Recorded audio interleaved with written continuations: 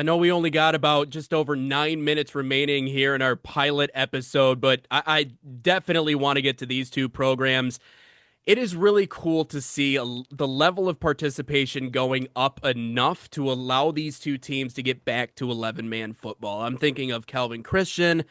I'm also thinking of NorthPointe Christian and Jackson. You and I, that school means, I guess, not means a little bit more, but we're a little bit more familiar because they're right across the street from where you and I kind of got our start in terms of broadcasting sports at Cornerstone University. I mean, they are literally kitty corner. Now they have a really good basketball program, but they haven't been back to 11 man in terms of football. Let's start with Calvin Christian first. By the way, the fact that their mascot is a squire is the funniest thing I've ever seen in my life. that is a great, unique mascot.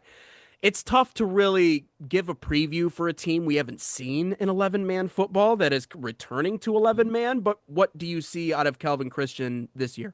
Well, I'll start with this. My mom is an alumni of Mm, Calvin Christian, right? So I told her the other day when I was prepping for this, I said, "Hey, Calvin's going back to 11-man football for the first time in 3 years." And she's like, "Well, they've never really been good. They've always been a basketball school. So what can Calvin Christian do this year to kind of make some noise?" It's going to be difficult. You go from 8-man, which I think is a phenomenal area, by the absolutely. way. 8-man, I think we definitely will get into that more. I think it's great for smaller schools. They were in this same conference back in 2022, and they did okay. They won a few games throughout the year. So it's going to be interesting. I think they're a team that could definitely win the games that they're supposed to win. I don't think they're going to be an above 500 team, but this is this is a program that has never really won, but they're a small private school that struggles to compete with the likes of having a West Catholic, a Unity Christian, a Catholic Central, Yeah. a GR Christian. Those you got to.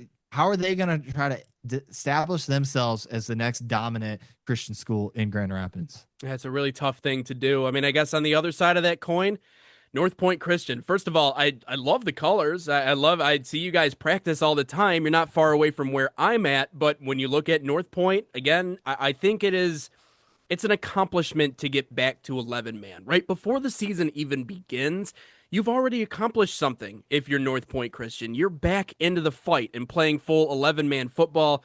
So again, great to see the numbers come back up, but what do you see out of North Point this year? Very similar to Calvin Christian, in my opinion. They've been out of the 11-man for longer. Last year in 8-man, they went 4-5 overall. But I think for that case, I think you're just happy that you're fielding some sort of a football team, right? Their last time in 11-player football was that COVID season. 2019 was their last time they made 11-player playoffs, and it resulted in a first round exit to Kent City. And that Kent City team was another very, very good team. Um, but they're just 1 year removed, or excuse me, 11 years removed from an undefeated season that resulted in a semifinal loss to Clinton, which was back to back years. They went back to back years Yeah. going to a semifinal. I mean, to be honest, even though that you and I announced right across the street from North Point, I didn't know they had a football team until Cornerstone played soccer there one time, Mm-hmm. right? So Yep. I this is a football program that's been around for less than 20 years too. So I think they could come out and make some noise. I think that's again very similar. I think that Calvin Christian, that North Point Christian game, is going to be the game to watch when it comes to these two new schools. I'm telling you, man. I mean, it may be the birth of a new rivalry. I mean, it could be something that's really fun that people can get involved in. And obviously, we will be talking about that more and more.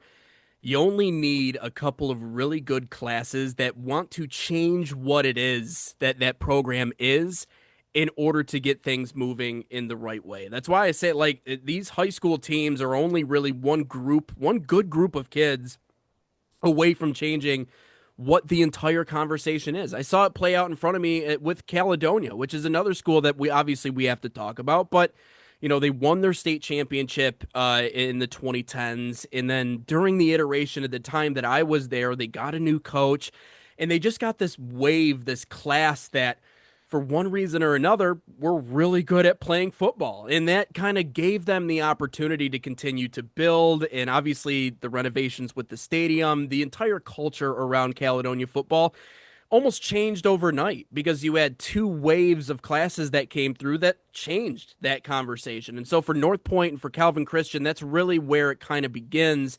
Your first accomplishment is you got back to 11 man. Great. That's awesome. You're back with the big dogs now. Not to say that 8 man isn't the big dogs. I want to talk about those guys as well because they are certainly worthy of a mention.